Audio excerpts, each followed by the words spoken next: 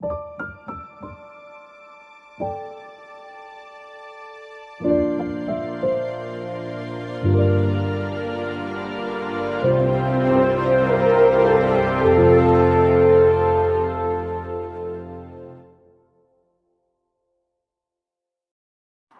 up, guys? Welcome to another episode of Lost in Thought today. Every time I say that, it feels weird. So I'm at home today. I was dealing with some things, and I've posted videos before that. One of the things I've been working on doing is trying to start my own little grocery store, just a little tiny hole-in-the-wall type grocery store. Nothing like what you'd find, where you walk in and all you see is just canned crap. Fresh fruits, vegetables, yada yada. But anyways, I don't know why. It's probably because I was taking my morning meds at the time, and I was thinking to myself, because I was thinking about that, and then I started thinking to myself, every time we go to a grocery store, whether it's, Albertsons, Safeway, Fred Meyer's, Kroger, depending on where you're at,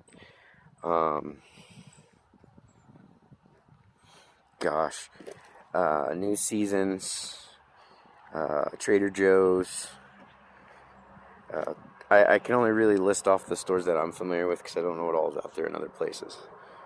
But any general grocery store that you go and buy all your fruits and veggies and meat products and dairy and eggs and just about everything. And I started, kind of going, how big are these places? I mean, we go in and we go shop at these places a lot. Just about everybody does. So when you walk in, whether it's,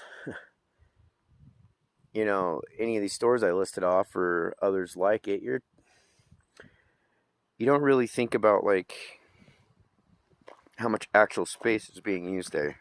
You just kind of walk in and go, oh, this is a big store, or this Bi-Mart's bigger than the one over in this part of town, or that type of thing, or you might notice some stores might be huge, others might be pretty small. And I just got curious, what was the average size of these places, and I guess the average size of a Kroger is somewhere around anywhere from 100,000 square feet to 300,000 square feet, something like that. I could be wrong. I was I was looking this stuff up earlier, and I was kind of surprised by what was coming up. But then when you go to say the average size of a Safeway, Albertsons, those guys on average are around 50,000 square feet. So my guess is if you were to measure the width and length of the buildings, they'd probably be right around 200 feet, in the width and length of the building, not necessarily the height. But I started thinking to myself, I was like, it would actually be pretty cool, because, they when you go into produce aisles, they always have the signs, fresh produce. But that shit was picked a month ago and was ran through something before it even gets there, and then by the time you get it home, you have maybe a week to basically eat it before it goes bad. It's what I would call the pre-picked. Fresh is something that you probably would have pulled off the plant that morning type thing, or when it comes to fresh eggs, it's something that comes right out of the chicken's butt, basically.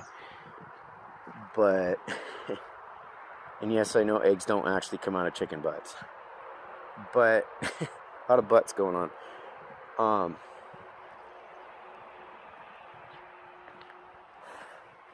I got to thinking, though, it'd be pretty cool, though, to see a store that you can go to, and let's say it's, to be of imagination, let's say it's a good 5-acre lot, and you've probably got a 1-acre area set up specifically for parking. You know, it's probably enough for 2-3 rows of parking, that type of thing. You might have room to, you know, have a little road for any trucks or whatever, you know, the big trucks to do any delivery type stuff to go around the building, you know, like what you'd see at any other store. But instead of seeing like this great big brick and concrete building, you're actually pulling up to a big giant greenhouse. And sure, you could have 2 entrances into this greenhouse, you know, it's be a fairly large place. But let's say this greenhouse takes up about 3.5 acres, because I'm not very good on, you know, giving foot dimensions right at the moment with that stuff off the top of my head. My guess is for an acre, it's like 60 feet wide by 300 feet in length. Otherwise, it's like, let's say 110 feet by 250 feet in length. But that would be about an acre right there. Anyways, when you get into the place, you walk in and it's like you're walking into a big greenhouse. And you've got every possible fruit and vegetable that can be grown within that greenhouse. You know, you can, you know, fruit and nut trees, berry bushes growing. You've got berry plants, you know, like strawberry plants, because those aren't really bushes. You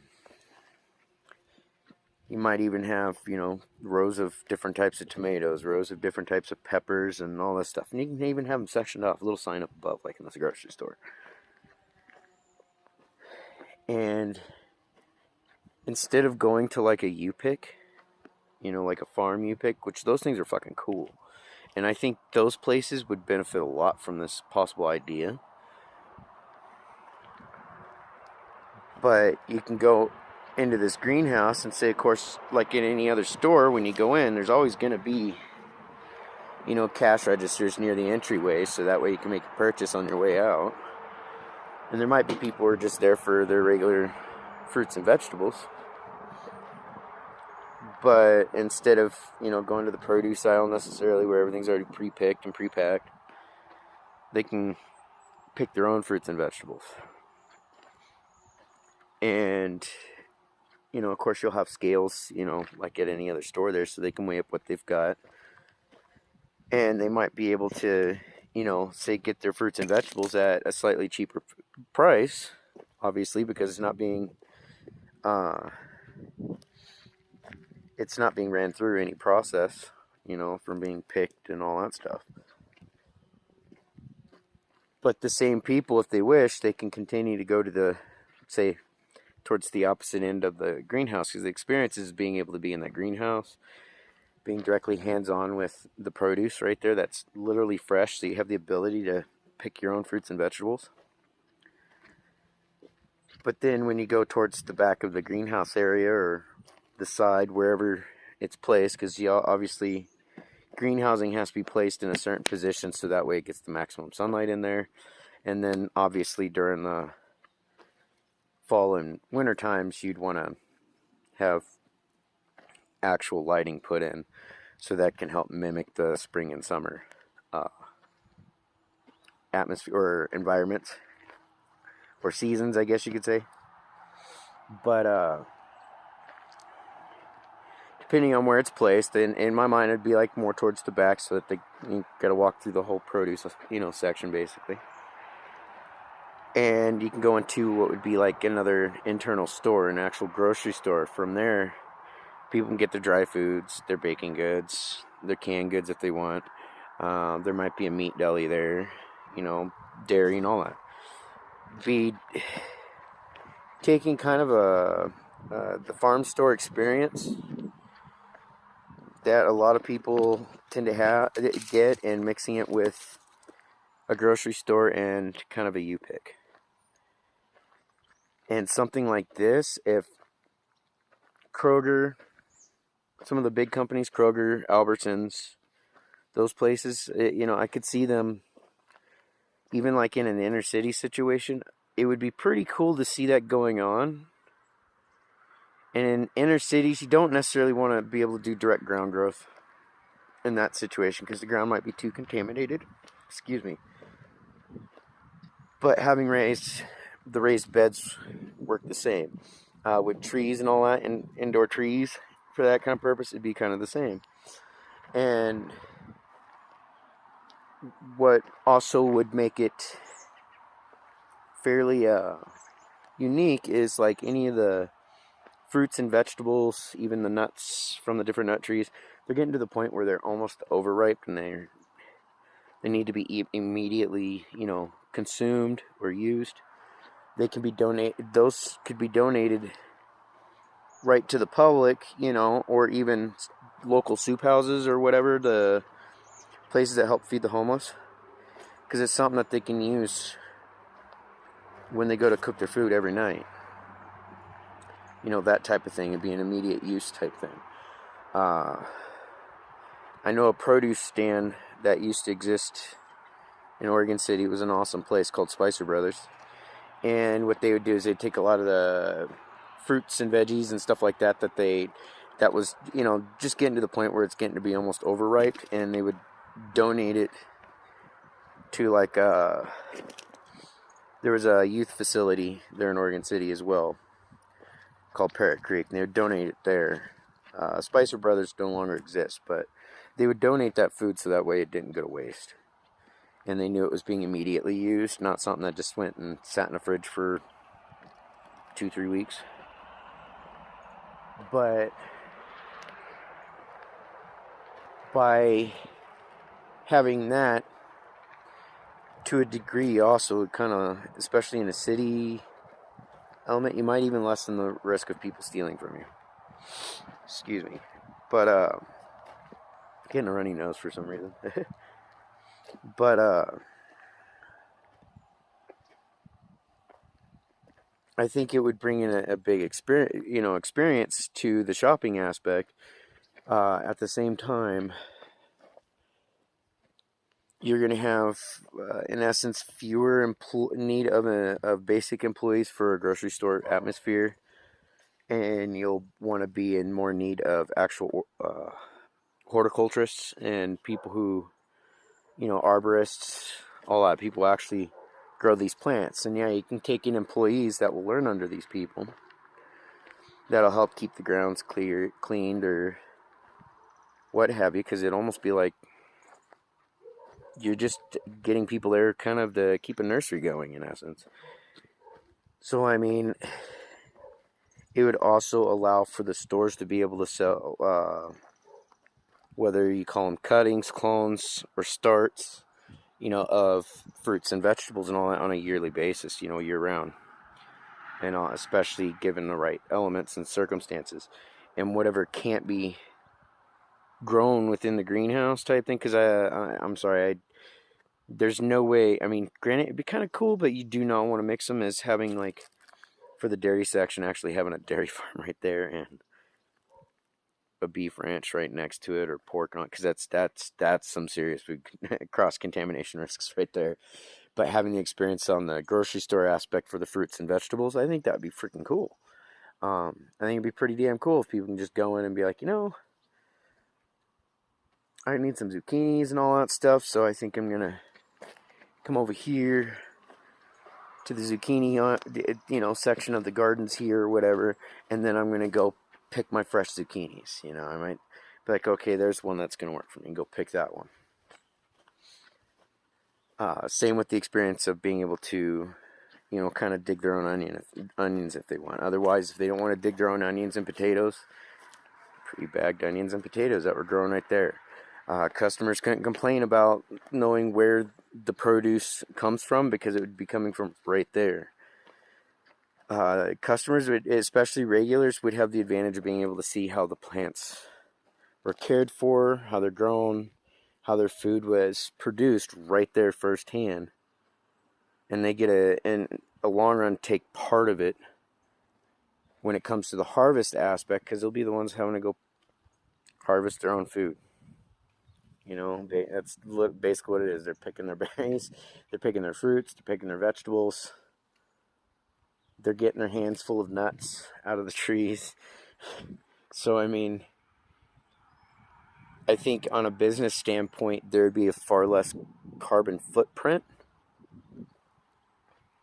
There would be some people might take offense. Well, not some. A lot of people might take offense to this, but businesses would be like that would be hiring a lot more people with some form of college degree or working experience in those types of environments, whether it's greenhousing, farming, that type of stuff. They'll so I mean they'll end up wanting people with that. So when it comes to paying an employee higher wages, they're not really going to complain necessarily as much or need to complain as much versus paying somebody that just really has absolutely zero experience. And they're just trying to fill positions and rush them through training in 1 to 2 weeks. This would be something that would be time consuming, you know, especially when it's something that, you know, when it comes to the pruning and all this other shit. Yeah, most people be, I can do that without, you know, an education. Well, that's fine. The stores can train you, but your positions might you might stay in position longer, but in the long run, you're absorbing information more and becoming more efficient and knowledgeable of what you're doing there. It'd almost be like hands-on college without going to college or working. What is it called? Like a